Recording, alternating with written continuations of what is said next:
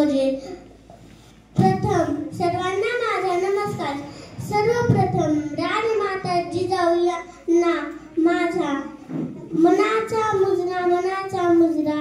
राजमाता जिजाऊ यांचा जन्म 12 जानेवारी 1598 रोजी बुलढाणा जिल्ह्यात सिंदखेड राजे येथे झाला.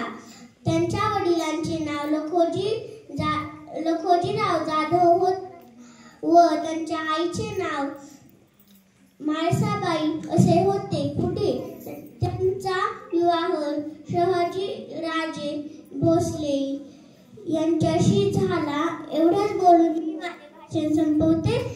जय जिजाऊ, जय शिवराय. थँक्यू.